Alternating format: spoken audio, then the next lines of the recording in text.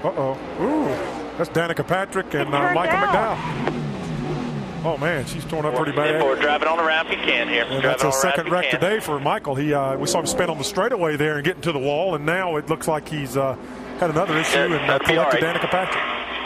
So caution out for the third time in this race, and some pretty heavy damage to the 7 car as swept up in a crash involving Michael McDowell and Danica Patrick with a machine that is really beaten up. It has been up pretty bad. I know Michael McDowell really wanting to run well for his sponsor Monte Carlo here in town, and they had a big to-do over there, and I know he was really wanting to do a good job for him, but that's a bent-up race car. I don't think he's going to get that one back out today. Have a look. What happens here? Go off down the corner. It looks like Michael's losing a little bit of speed. She runs in there pretty snug on him. She said he turned down, but it looked to me like she ran in there, and there just wasn't enough room. I think she slid up just a little bit and got into the left rear of Michael. And they went for a ride. No turn signals on these cars. No, Judging baby. Intentions can be a little tough without a hand signal out the window. May have just misjudged a little bit of distance there, closing distance. On board.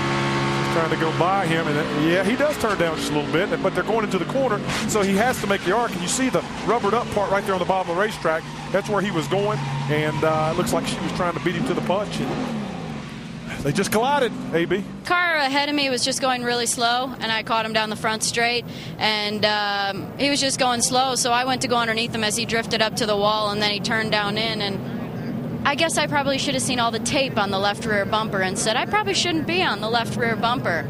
But sure enough, he turned down and took us both out. So what are you going to do? You know, it's a real bummer because I was really hooked up out there after we got new tires back on it, and you know, we were probably one of the quicker cars on the track because we had just stickered up, and I felt good. And you know, Kevin Harvick was great actually, leading the race. He's telling me to go up high with him, so you know that was cool, and I was able to run up high and feel that line out because you know, because he was giving me the finger out the window. So you know, that's really cool to see that because the guy's leading the race and he's taking time to help me out. So.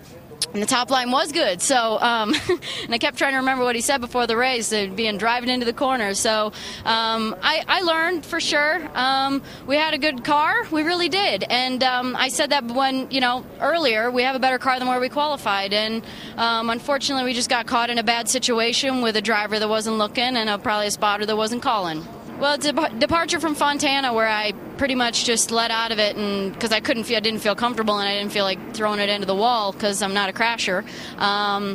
It felt good, making passes from the beginning. The only little hiccup really was on that first restart, I think, when there was the line stopped up, and I wasn't sure what the rules were about passing before the start-finish line, but I could have passed to the right, so I could have saved myself some spots there. But all in all, I was having fun out there, so it's just a shame that we got taken out.